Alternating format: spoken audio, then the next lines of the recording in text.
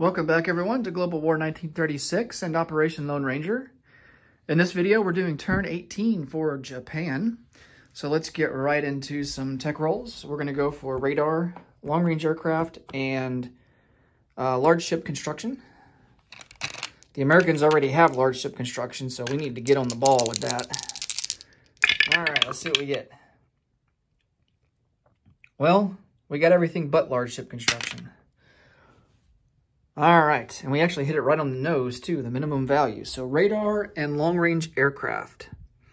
So stage 1 now for radar and stage 3 for LRA. All right. Let's come over here to purchases. So we're going to start construction at stage 3 of 2 fleet carriers.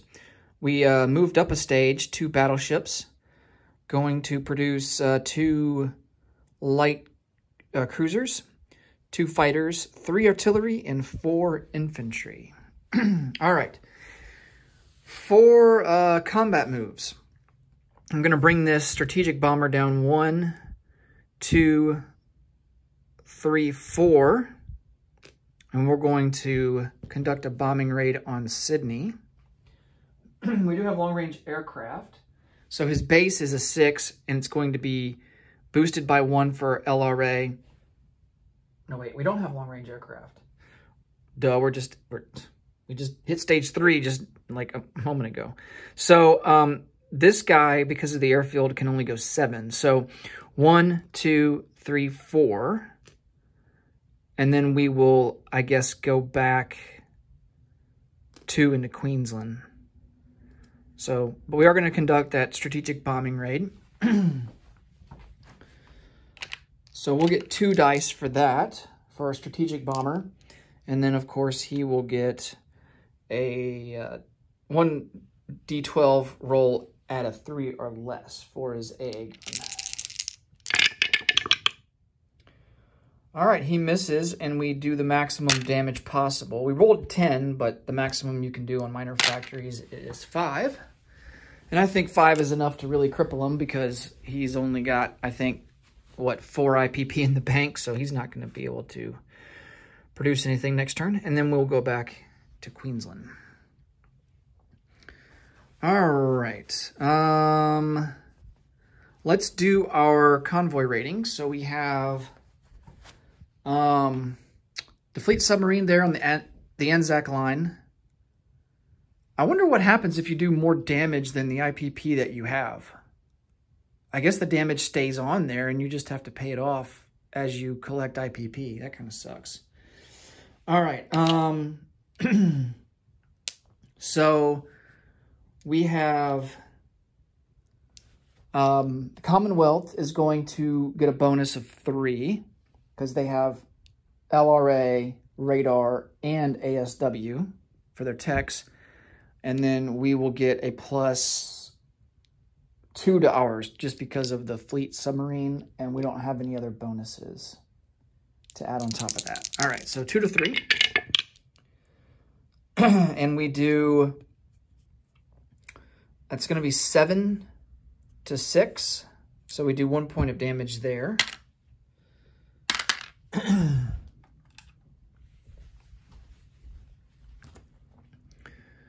All right, and then we have our coastal submarines. So for them, it's going to be 3 for Britain and +1 for us. 5 to 8, that's no luck there. And then the other coastal submarine, and that's a failure as well. That's going to be 5 to an 8. All right. Let's see if there's any more combat moves that we might want to do. Let's use this airborne and try to take over Ceylon, or Sri Lanka, as it's known today. And we will bring in all of these planes to help out in the attack.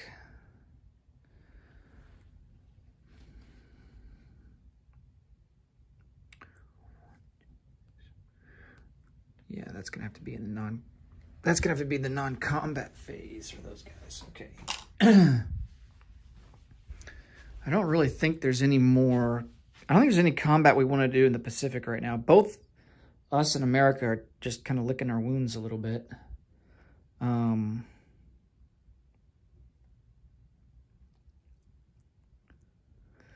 Let's see. Yeah, I don't.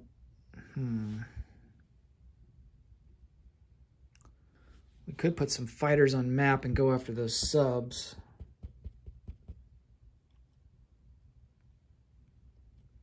We would have to bring up some, let's see, 1, 2, 3. Yeah, we could pair it with some destroyers if we wanted to. That might leave the fleet vulnerable for them to come out. I think they probably have enough to really do some damage against us. Well, we do have 6 heavy cruisers. That would be a close battle.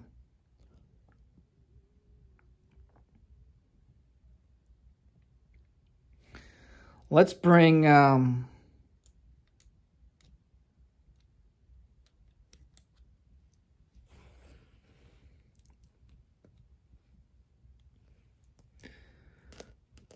let's bring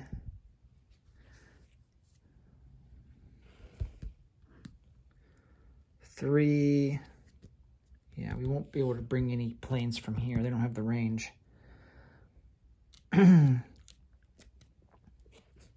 Let's bring 4 destroyers,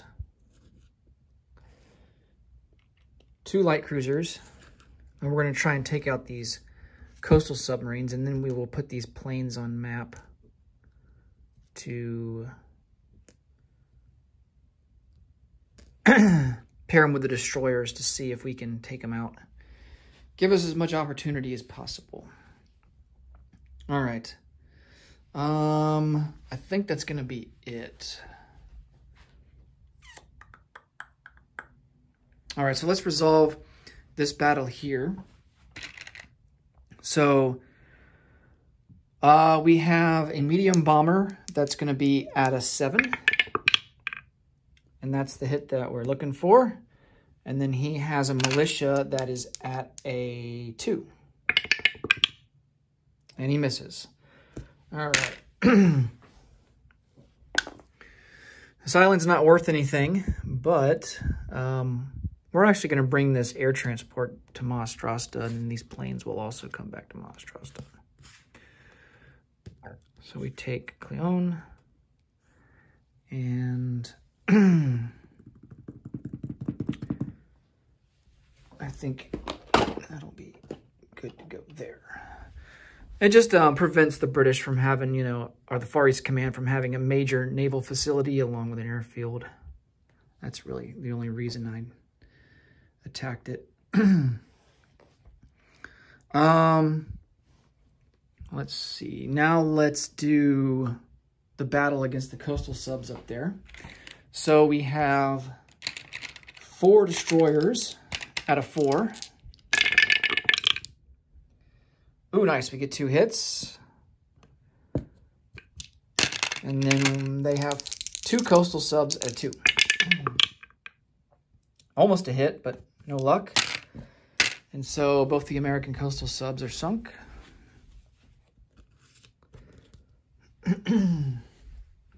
And I think that's all the combat moves that we have to do.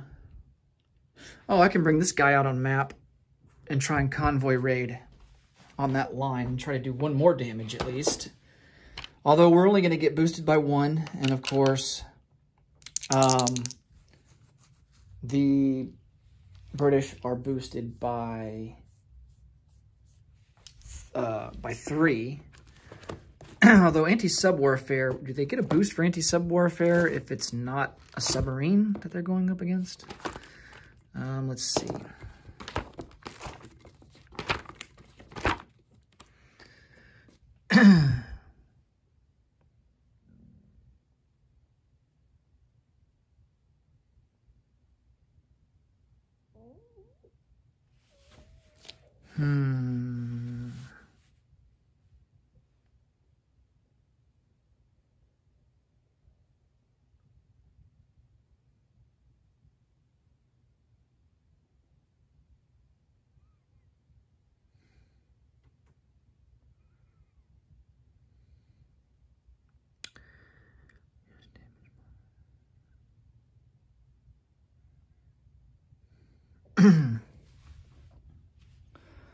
Says to remove IPP loss trackers on convoy lines in the place unit phase. I've been removing them after... Oh, that's interesting.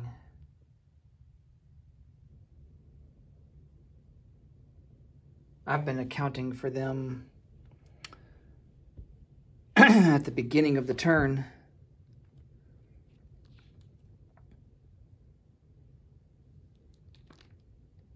Which I think, wouldn't you have to account for them at the beginning of the turn so you don't use the money? Because by the time you get to the place unit phase, you're not going to have the money to... Oh, it just says to remove IPP loss trackers. It doesn't say to actually account for them.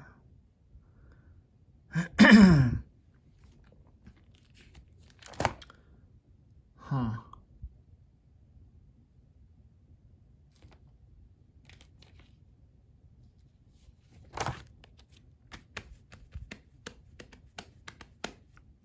Yeah, I think their ASW accounts for +1 for them anyway, so we're just going to do, it's going to be +1 for the seaplane, and then +3 for the Commonwealth. Oh, wow. I think we actually succeeded. So that's going to be 7 to 4. So we do indeed do another point of damage. So we will, I guess it doesn't really matter. We'll just do 2 there. Okay, now for non-combat. This fleet here off Hawaii is going to come up 1, 2, 3 into P10 and pick up all of these guys. The battleships can move 3 because they have a major naval facility there.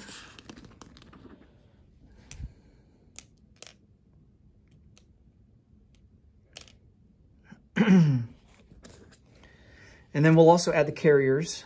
They'll come up 1, 2 and join the fleet and pick up these planes.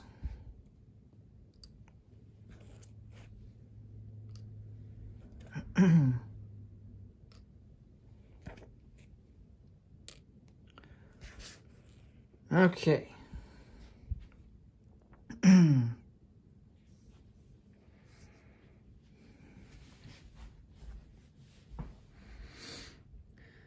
We're going to bring these guys on transports down 2 to P64.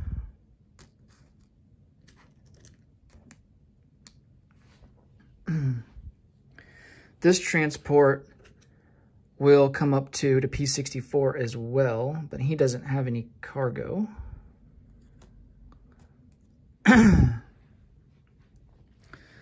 All of these transports will come up.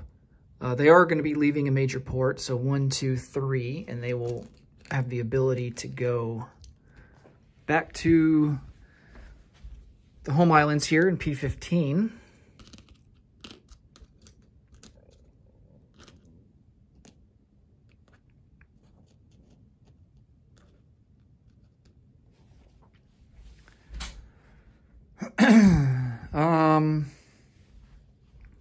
Oh yeah, the seaplane needs to go back into Borneo.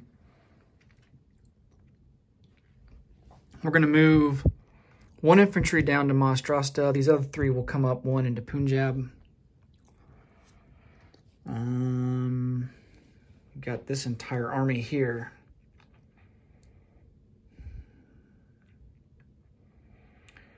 What do we want to do with them?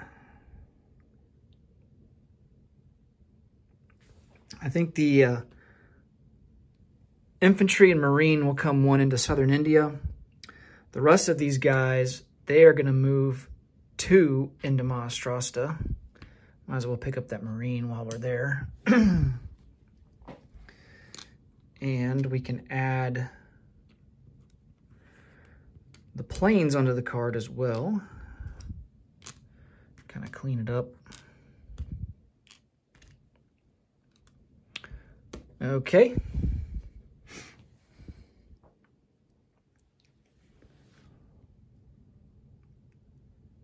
I think that'll about do it.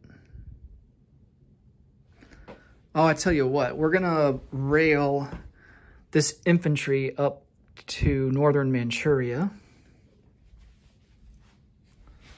And then I think that'll be it for non-combat movement. Yes.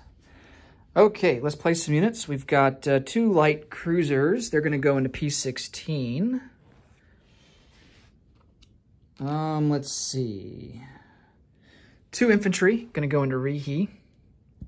We do have improved factories, so we can put down 2 units there to minor factory. 2 more infantry are gonna go, let's see. We will put them into Kyushu.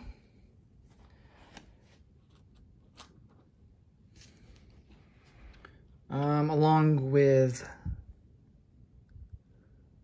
2 artillery. And then 1 artillery we're going to put into Calcutta. And then we have 2 fighters. One will go into Calcutta. And the other will go into Siam.